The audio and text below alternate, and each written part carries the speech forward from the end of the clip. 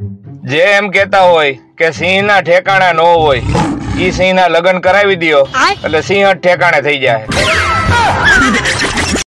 પતિ પત્ની વચ્ચે ઝઘડો થતો હોય અને અચાનક મહેમાન આવી જાય ત્યારે બંને વચ્ચે જે કામ ચલાવ વાતચીત થાય ને એને સીઝ ફાયર કહેવાય.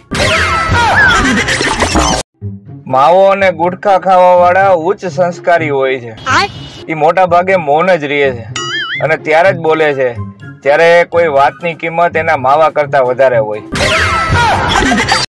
પુરુષ ઈચ્છે છે કે સ્ત્રી એનો હાથ પકડે, પણ સ્ત્રી હાથની બદલે દુખતી નસ પકડે અને સમય સમય પર દબાવતી રહે. ભાગીને લગ્ન કરવાની 4 ટિપ્સ. પેલા ભાગવાના દીકરા થાવમાં, ભણવામાં હરખું ધ્યાન રાખો અને કામમાં હરખું ધ્યાન રાખો તો હારી છોકરીઓના માગા સામેથી આવશે. તારી યાદની હું શું વાત કરું યાર, તારા વગર મને 60 મિનિટ પણ કલાક જેવી લાગે છે. તો મિત્રો પૂછવું તું ઈ કે માણસ જયારે રોવે છે ત્યારે એની આંખમાંથી આંસુડા પડે છે, તો દાંત કાઢે છે ત્યારે દાંત કેમ નથી પડતા? પત્ની પતિને કે તમારી હારે લગ્ન કરીને તો હું હેરાન થઈ ગઈ, આના કરતા કોક રાક્ષસ હારે પરણી હોત ને તો સારું હતું. અરે પતિ કે ભાઈ બેન માં લગ્ન નો થાય ગાંડી.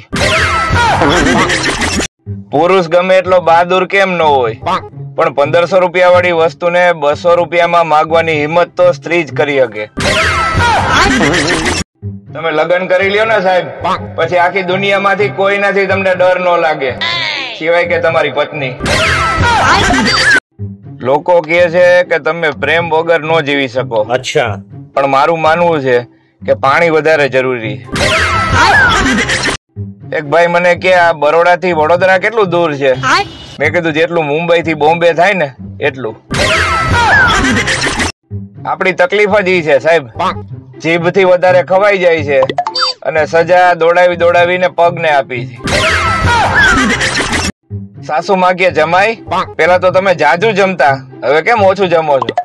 જમાઈ કે પેલા તમે રોટલી રોટલા ભાખરી 2 શાક મીઠાઈ ફરસાણ દાળ ભાત આ બધું ખવડાવતા, હવે ખાલી ચા ભાખરીમાં રોડવી દો છો. અને તેથી એમ કેવાય કે આંખના ડોળા મોટા કરી અને સાસુમાં ઢબ ઢબ કરતા પગલા પાડતા પાડતા પાડતા જઈ વહુ પાસે જાય છે અને વહુને એટલું કહે છે કે વહુ બેટા હવે તો ઉઠી જાવ, સૂરજ ક્યારનો જાગી ગયો. અને હવે વહુ નો જવાબ સાંભળજો સાહેબ. તેથી વહુ ખાલી એટલું જ બોલી હતી કે સાસુમાં સૂરજ મારી પેલાય હુઈ જાય છે. આજે સાંજે આખી કેરીના ભજીયા એ નવરત્ન તેલમાં અને ભરેલા મમરાનું શાક બનાવવાનું છે. જેને ખાવાની ઈચ્છા હોય એ અગાઉથી કહી દેજો, પછી એમ ન થાય કે અમે રહી ગયા. દેશી વસ્તુ હજી એવરગ્રીન છે સાહેબ. મૂળા ને ડુંગળી ખાવા વાળા પાસે પરફ્યુમ વાળાનું કાંઈ ન આવે. પત્ની પતિને કે મારું અડધું માથું દુખે, ઓલો કે જેટલું હોય એટલું દુખે. બસ ત્યારથી પતિનું આખું શરીર દુખે. આ છોકરીઓને એની મંજિલ સુધી પહોંચતા કોઈ નો રોકી શકે સાહેબ. બસ રસ્તામાં પાણીપુરી વાળો ન હોવો જોઈએ. લગ્નમાં અણવરે ગોરબાપાને પૂછ્યું કે કન્યાને ડાબી કોર બેહવાનું કે જમણી કોર? ગોરબાપા કે અત્યારે ગમે ઈ કોર બેહાડો, લગ્ન પછી માથા ઉપર જ બેહવાની. જેની પાછળ રૂ શબ્દ આવે ને ઈ બહુ ખતરનાક હોય. જેમ કે વાંદરું, કૂતરું, સાસરું, અંધારું, કાવતરું અને સૌથી વધુ ખતરનાક બૈરું. તમારો મૂડ બહુ ખરાબ હોય ને સાહેબ, ત્યારે તમારી ઘરવાળી સાથે વાત કરી લેવી. એ ખરાબ મૂડ ની પથારી ફેરવી નાખશે.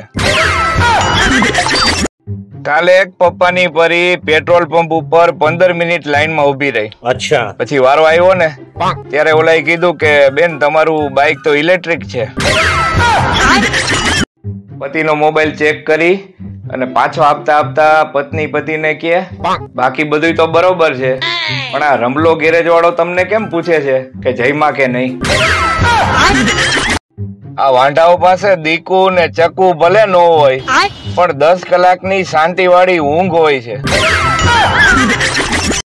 એટલે ગરમી તો આટલી સહન થતી નથી, પાછા માણસો તમારે હોટ જોઈ છે.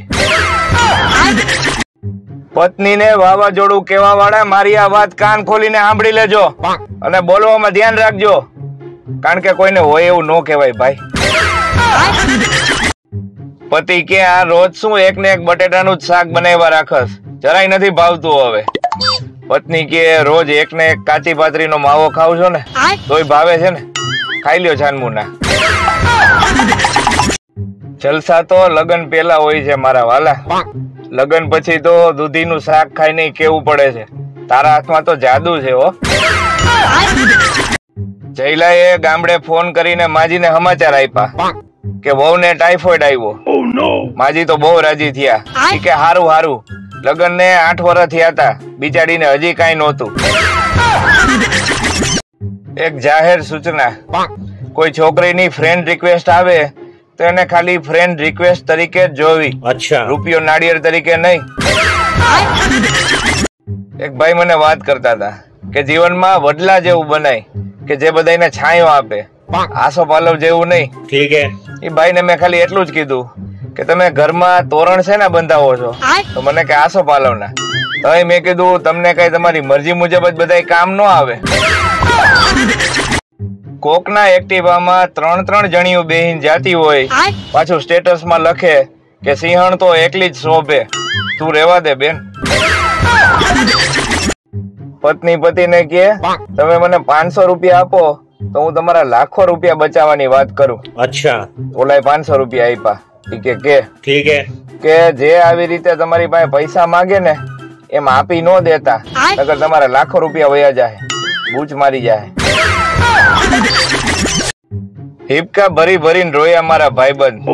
મેં તો ખાલી એટલું જ પૂછ્યું તું કે સાચવે છે ને મારા ભાભી. અલ્લાદીનનો ચિરાગ અને છોકરીઓનો મેકઅપ બેયને ઘસીને એટલે અંદરથી જીન નીકળે. આ કાર્ટૂન ફોટો બનાવવાનું કોક ગુજરાતીએ બનાવ્યું હોત ને તેનું નામ ગીબલી નહીં પણ સિબલી હોત. ડોક્ટરે એક ભાઈને કીધું તું કે ઉનાળામાં 2 વખત નાવું. અચ્છા. બસ પછી ભાઈ ઉનાળો ચાલુ થયો તૈયા નાયા અને પૂરો થયો તૈયા નાયા. ભાઈ આપણે ત્યાં માણસોની મજા જે છે ને, પોતાને શું કરવું જોઈએ ઈ ખબર નથી, પણ બીજાને શું કરવું જોઈએ ને શું ન કરવું જોઈએ ये बड़ी खबर। हमारे शहर में गर्मी का एवा हाल है कि कपड़ा धोते ही सुखाई जाता है और पहनते ही भीना हो जाता है। आपके शहर में क्या है? गर्मी में कूलर नो सौथी मोटो फायदो ई के रूम नी अंदर थती छानी मुनी वातो पार कोई सांभળી શકતું નથી। एक सोसायटी नो वॉचमेन हमेशा पीधेली हालत में ज रहतो। अच्छा ते कोके पूछ्યું કે કા દારૂ પીઓ છો? બોલો કે સિક્યોરિટી હંમેશા ટાઈટ જ રહેવી જોઈએ। આ બધા વૈજ્ઞાનિકો કરે છે હું જેમ રક્તદાન કરી શકીએ એમ જો ચરબીદાન થવા માંડે તો જાડિયાનું ને પાતળાનું બેયનું બેલેન્સ જળવાઈ રહે। સારું છે આ કાર્ડિયોગ્રામ માં હૃદય કઈ રીતે ધબકે છે ને ઈ જ બતાવે। અચ્છા જો એવું બતાવત કે કોના માટે ધબકે છે તો કેટલાયના હાડકા ભાંગી ગયા હોત ભાઈ। આ હોટલ અને રેસ્ટોરન્ટ વાળા એના સાઇન બોર્ડ ઉપર લખે કે ઘર જેવો જ સ્વાદ અહીંયા મળશે, પણ આપણા ઘરની આદર્શ ગૃહિણીઓ પાછી યુટ્યુબ ઉપર સર્ચ કરે કે હોટલ જેવી રસોઈ કેવી રીતે બનાવી। બોલો।